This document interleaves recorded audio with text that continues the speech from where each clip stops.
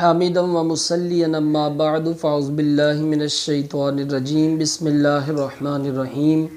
میرے تمام دیکھنے اور سننے والوں کو اسیر دواخانہ کی جانب سے السلام علیکم ورحمۃ اللہ وبرکاتہ۔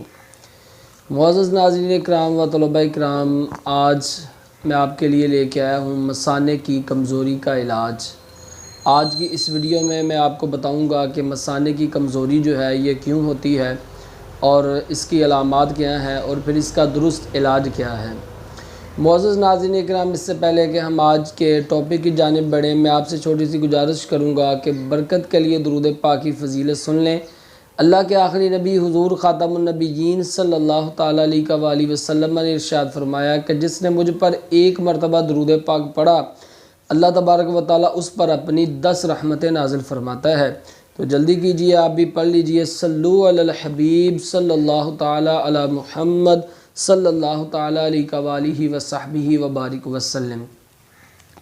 معزز ناظرین اکرام و طلباء اکرام، جیسا کہ آپ جانتے ہیں کہ ہمارا عضلات غدی ادویات کا سلسلہ جو ہے وہ جاری و ساری ہے، اور اسی میں ایک دوائی جو ہے وہ ہم بناتے ہیں مثانے کی کمزوری کے لیے۔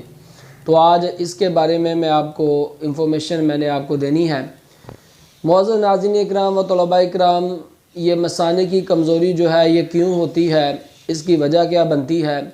تو اس کی وجہ یہ بنتی ہے کہ جب جسم میں رطوبات کی زیادتی ہوتی ہے، رطوبات زیادہ ہو جاتی ہیں، حرارت کی کمی ہو جاتی ہے، تو پھر کیا ہوتا ہے کہ ہمارے گردے کمزور ہو جاتے ہیں، اور جب ہمارے گردے کمزور ہو جاتے ہیں تو پھر ظاہر ہے کہ ہمارا مثانہ بھی کمزور ہو جائے گا، اور جب ہمارا مثانہ کمزور ہو جاتا ہے تو پھر ہم طرح طرح کی بیماریوں میں مبتلا ہو جاتے ہیں۔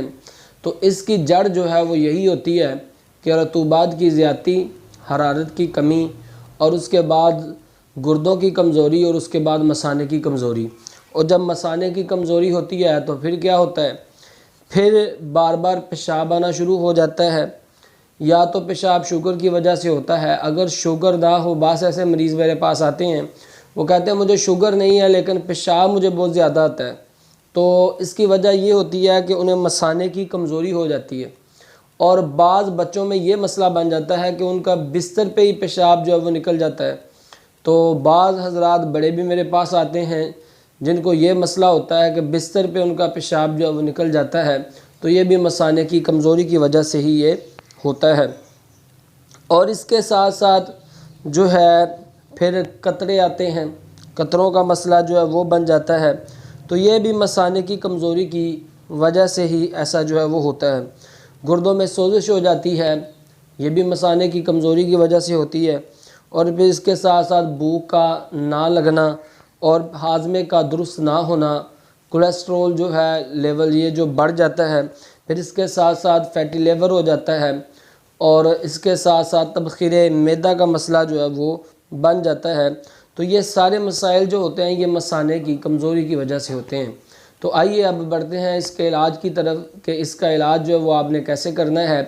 تو اس میں یہ دوا آپ نے یوز کرنی ہے تو انشاءاللہ تبارک و تعالی اللہ کی رحمت سے آپ کا یہ جو مسئلہ ہے مثانے کی کمزوری کا یہ حل ہو جائے گا۔ یہ خاص کر کے میرے اس نمازی بھائیوں اور بہنوں کے لیے ہے جنہیں پیشاب کے قطروں کا مسئلہ ہوتا ہے، پیشاب کے قطرے جو ہے وہ انہیں آتے رہتے ہیں۔ تو یہ مثانے کی کمزوری کی وجہ سے آتے ہیں، جس کی وجہ سے انہیں نماز پڑھنا جو وہ مشکل ہو جاتی ہے، کپڑے پاک رکھنا انہیں مشکل ہو جاتے ہیں۔ تو ان کے لیے میں آج یہ نسخہ لے کے آیا ہوں، آپ اس کو یوز کریں، اپنے بھائی کو دعائیں دیں، انشاءاللہ تبارک و تعالیٰ اگر اللہ نے چاہا تو آپ کو یہ مسئلہ جو ہے پھر یہ نہیں بنے گا۔ اس میں آپ نے بکھڑا لینا ہے 20 گرام، بڑی الائچی آپ نے لینی ہے 20 گرام، سونٹھ آپ نے اس میں لینی ہے 20 گرام، تال مکھانہ آپ نے لینا ہے 20 گرام، تاج جو ہے یہ آپ نے لینی ہے 20 گرام، اور اس کے ساتھ سمندر سرخ جو ہے یہ آپ نے لینی ہے 20 گرام۔ یہ ساری دوائیں آپ لے کر اچھے طریقے کے ساتھ ان کو صاف کر لیں۔ 1 نمبر دوائیں جو ہیں، کوالٹی 1 والی دوائیں جو ہیں وہ آپ نے لینی ہیں۔ ان کو اچھے طریقے کے ساتھ آپ ان کی پہلے صفائی کریں اور پھر ان کی آپ پسائی کریں۔ پسائی کا مطلب یہ نہیں کہ آپ اپنے گرینڈر میں ڈال دیں اور اس میں آپ اس کو پیس لیں۔ گرینڈر میں دوائیں جو ہیں جب آپ پیستے ہیں تو دوائیں جو ہیں وہ جل جاتی ہیں، اور ان کا اثر جو ہے وہ آدھا اثر تو ان کا ختم ہو جاتا ہے۔ اس لیے جب بھی آپ نے دوا تیار کرنی ہے تو آپ نے اپنے ہاتھ سے پیسنی ہے۔ تو اس دوا کو آپ اپنے ہاتھ سے پیسیں اور اس کے بعد آپ 1000 mg کے کیپسول جو ہے وہ آپ بھر لیں بڑے والے، اور اس کو صبح دوپہر شام ایک ایک کھائیں آپ۔ اگر کسی کو مرض زیادہ ہے تو وہ 2 کھا لیں، تو انشاءاللہ تبارک و تعالیٰ اگر اللہ نے چاہا تو بہت جلد آپ کا یہ مسئلہ جو ہے وہ حل ہو جائے گا۔ اور پھر یہاں پہ یہ سوال بھی پیدا ہوتا ہے کہ ہم نے اس دوا کو کب تک کھانا ہے؟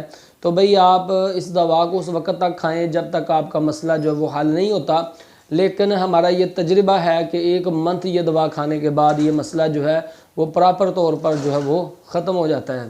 امید ہے آپ کو آج کی ویڈیو جو ہے وہ بہت ہی اچھی لگی ہوگی۔ کمنٹ سیکشن میں آپ اپنے اچھا فیڈ بیک جو ہے وہ ہمیں ضرور دیا کریں۔ اپنا بہت سارا خیال رکھیے گا، اپنی دعاؤں میں یاد رکھیے گا۔